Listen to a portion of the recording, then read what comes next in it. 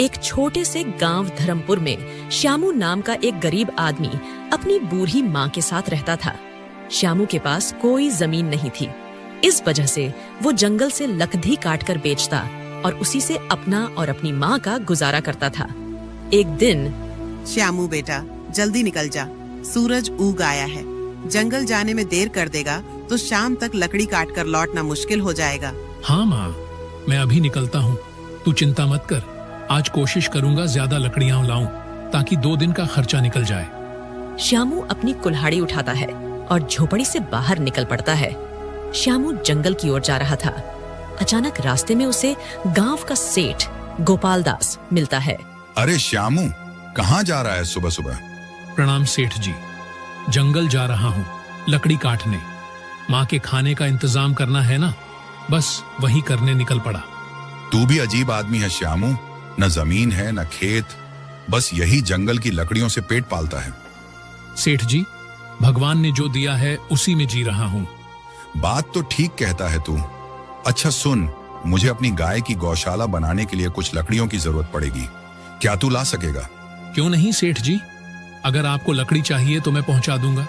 बस बता दीजिए कितनी चाहिए और कब तक। अच्छा, तो कल से ही लकड़ी मेरे गोदाम में पहुंचाना शुरू कर। दाम अच्छा दूंगा। अगर तेरा काम ठीक रहा तो आगे भी तुझसे ही काम लूंगा। धन्यवाद सेठ जी, मैं अपनी पूरी मेहनत लगा दूंगा। श्यामू जंगल में पहुंचता है। चारों ओर हरे भरे पेड़, पक्षियों की चहचहाहट। श्यामू कुल्हाड़ी उठाकर लकड़ी काटना शुरू करता है। अगर यह काम सही रहा तो माँ को आराम मिलेगा, शायद झोपड़ी भी ठीक कर सकूं। भगवान, बस तू साथ देना। धीरे धीरे शाम होती है। श्यामू लकड़ियां बांधकर अपने कंधे पर लादता है और गांव लौटता है।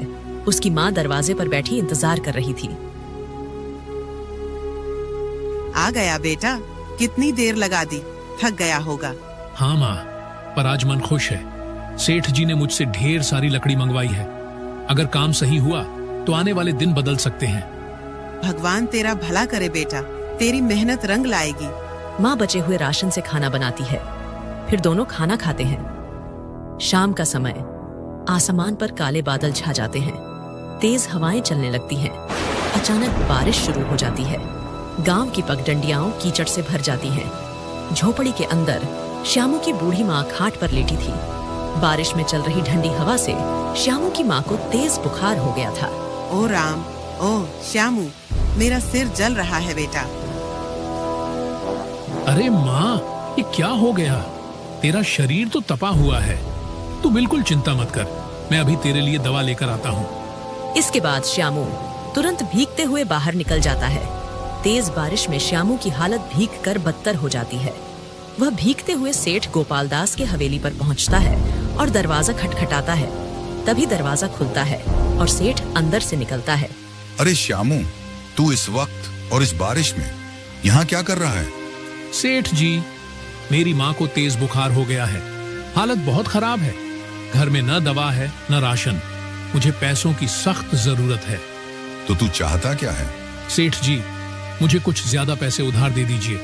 मैं कुछ पैसे लकड़ी में कटवा दूंगा और बाकी मैं मजदूरी करके लौटा दूंगा। ठीक है श्यामू, पैसे तो मैं दे दूंगा, लेकिन ब्याज देना होगा। ब्याज? सेठ जी, मैं गरीब आदमी हूँ, ब्याज के साथ पैसे कैसे लौटाऊंगा? तो सुन, मैं बिना ब्याज के पैसे नहीं देता। यदि ब्याज के साथ पैसे देने हैं तो बता, वरना पैसे भूल जा। ठीक है सेठ जी, जो शर्त आप कहें मैं मान लूंगा। ये ले कुछ रुपए, और याद रखना श्यामू, ब्याज सहित पैसे समय पर चुका देना, वरना तू जानता ही है।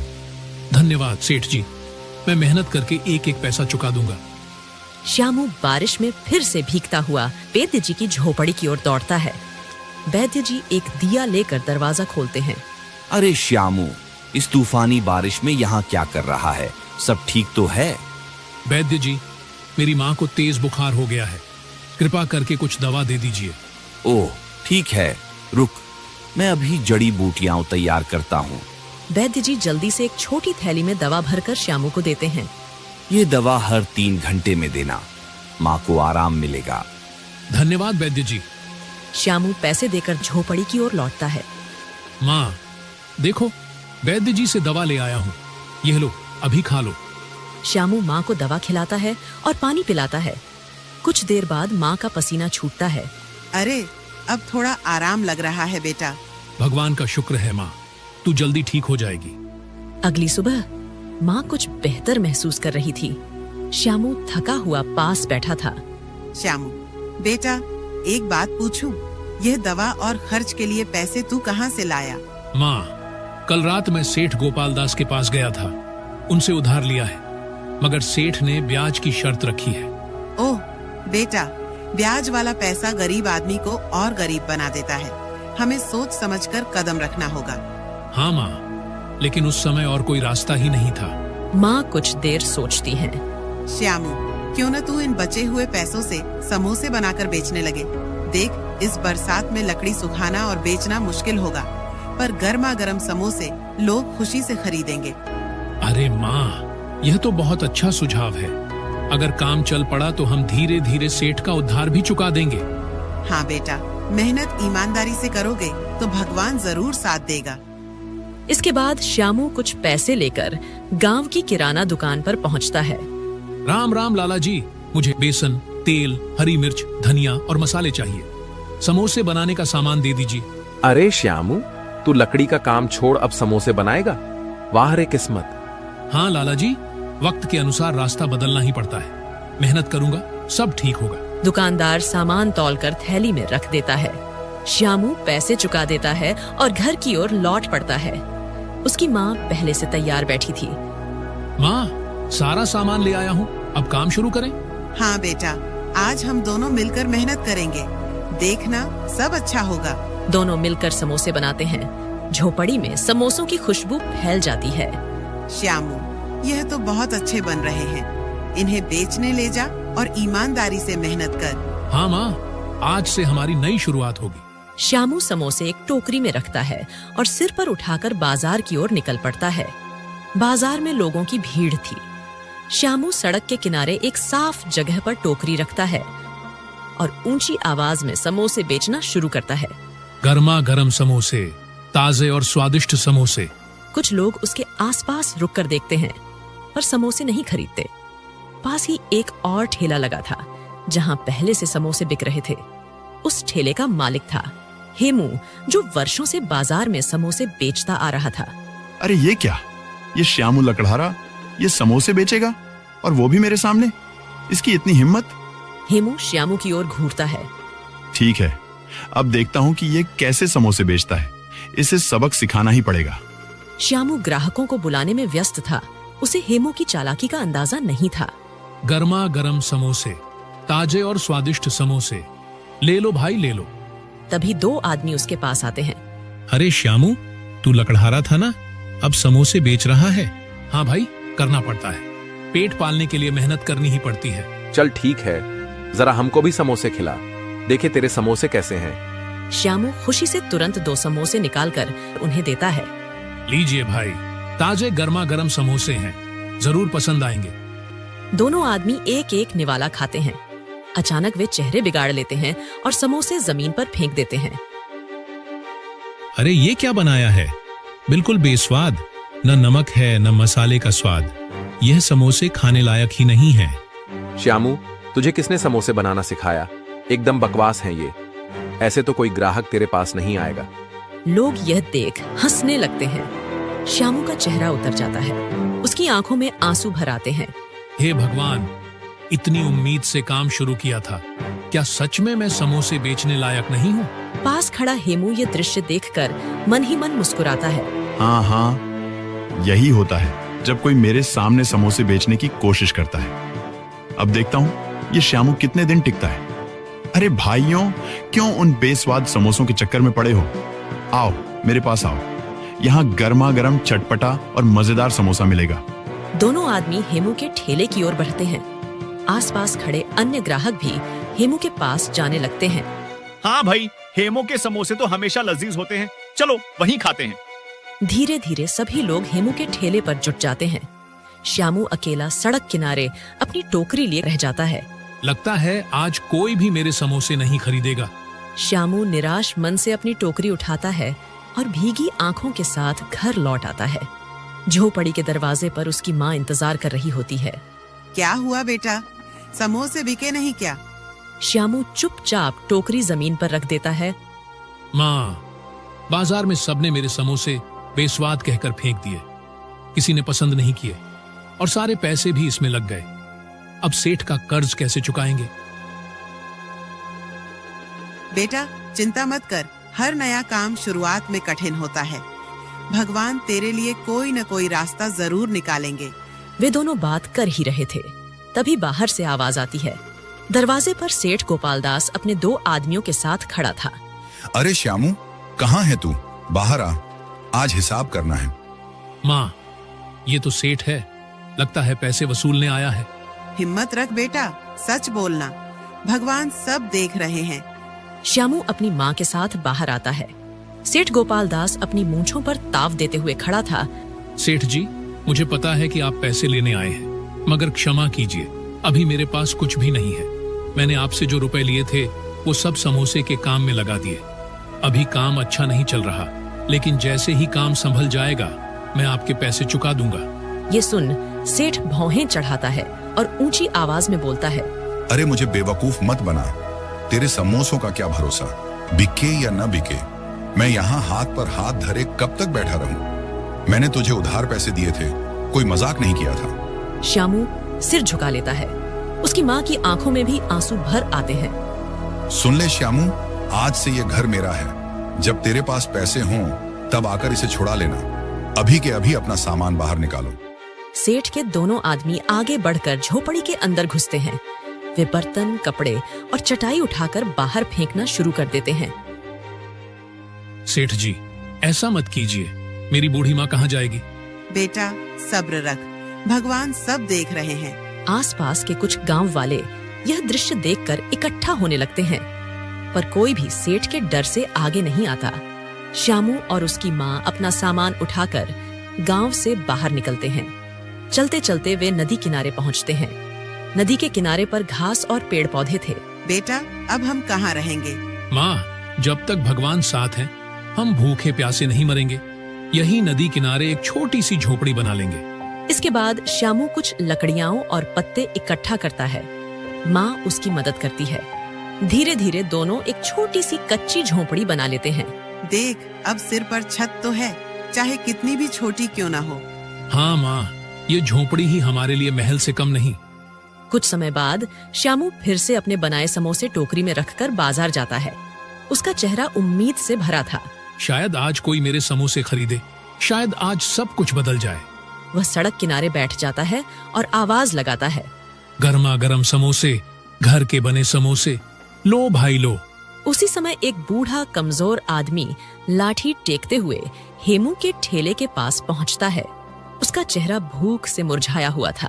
बेटा, सुबह से कुछ नहीं खाया, जरा कुछ खाने को दे दो, पेट में कुछ सहारा हो जाए। हेमू बूढ़े की ओर देखता है, फिर गुस्से में चिल्लाता है। अरे तुझे दिख नहीं रहा यहाँ कितनी भीड़ लगी है? जाओ आगे बढ़ो, न जाने कहां कहां से चले आते हैं। उसी समय श्यामू दूर से यह दृश्य देख रहा होता है। उसकी आंखों में करुणा भर आती है। बूढ़ा आदमी धीरे धीरे लाठी टेकते हुए श्यामू के पास आता है। बेटा, बहुत भूख लगी है, अगर कुछ खाने को हो तो दे दो। श्यामू बूढ़े को देखता है।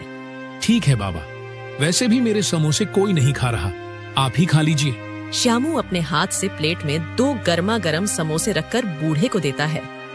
पहला निवाला लेते ही उसका चेहरा चमक उठता है। वाह बेटा, तुम्हारे समोसे तो बहुत स्वादिष्ट हैं, सचमुच गजब का स्वाद है। बाबा, क्या आप सच कह रहे हो? सब तो कहते थे कि मेरे समोसे बेस्वाद हैं। अरे बेटा, मैं झूठ क्यों बोलूंगा? यकीन न हो तो खुद खाकर देख ले। श्यामू थोड़ी हिचकिचाहट के साथ टोकरी से एक समोसा उठाता है।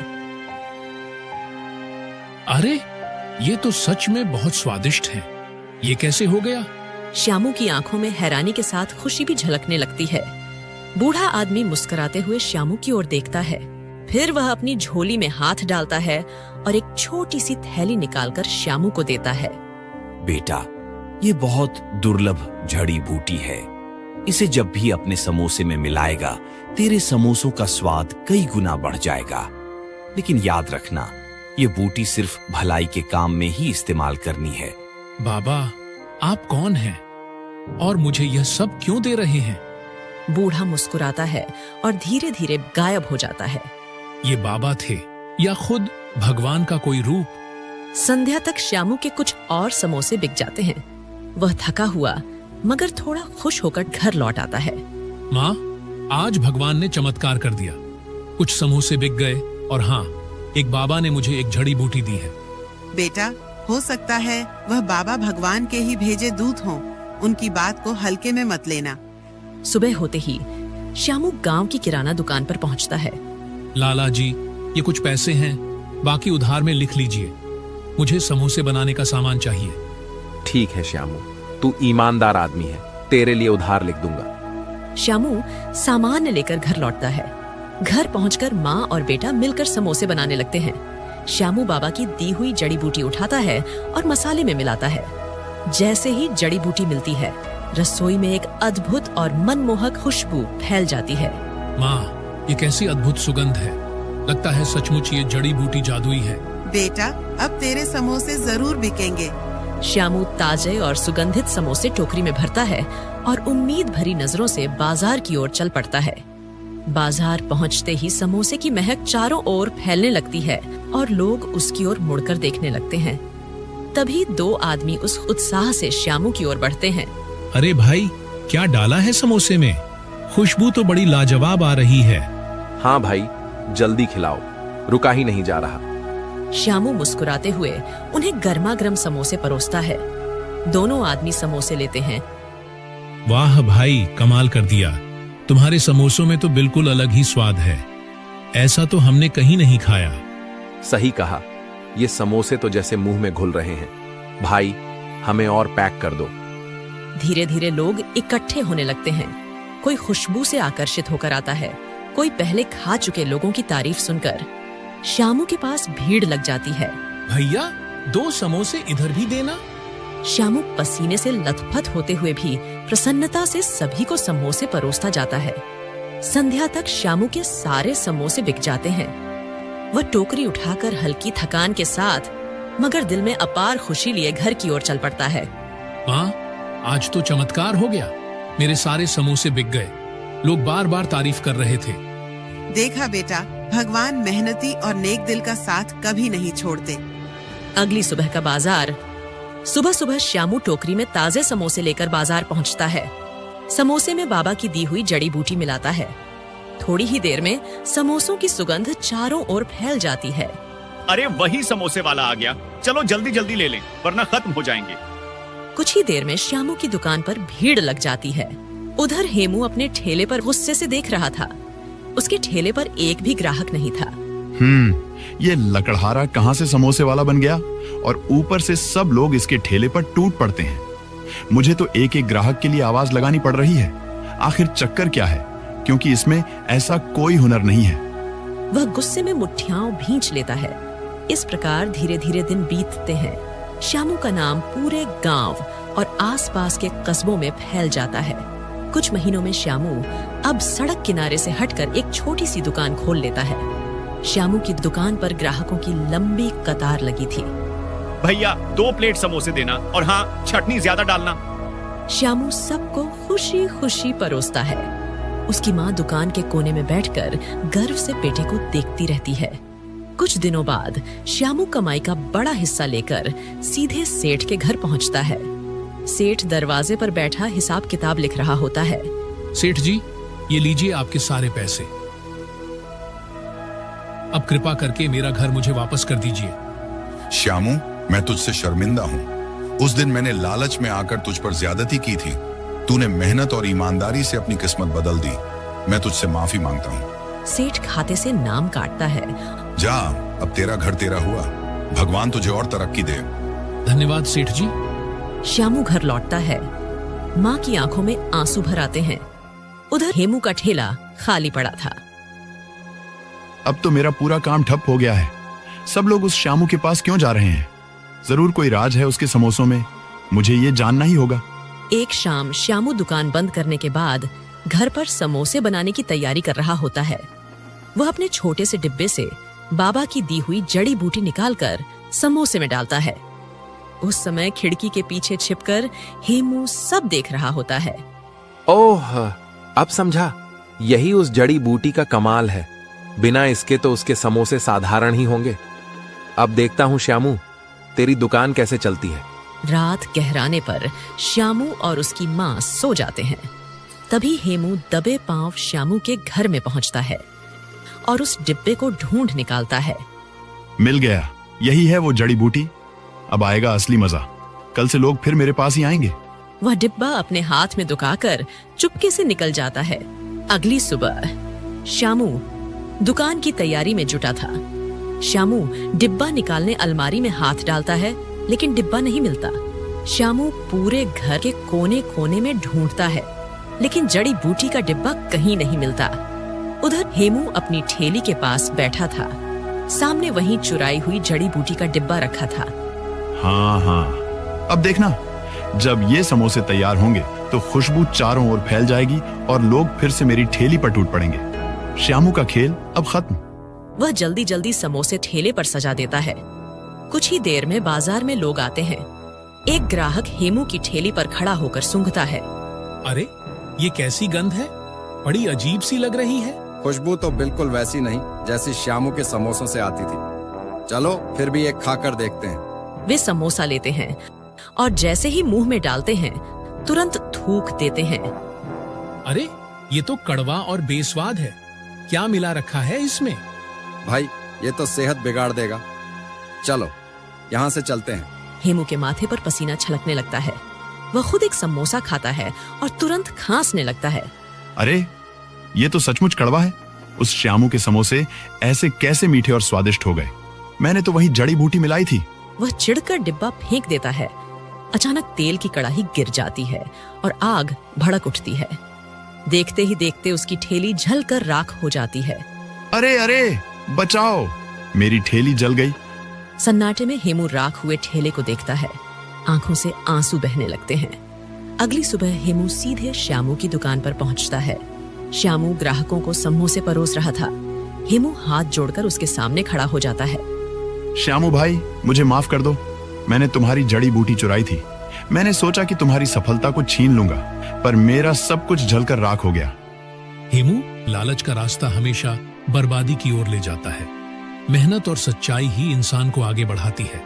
मैं तुझे माफ करता हूँ, लेकिन एक बात याद रखना, लालच मत करना। बस मेहनत और ईमानदारी से काम करना, तभी सुख और सम्मान मिलेगा। हाँ श्यामू, अब मैं मेहनत से ही कमाऊंगा।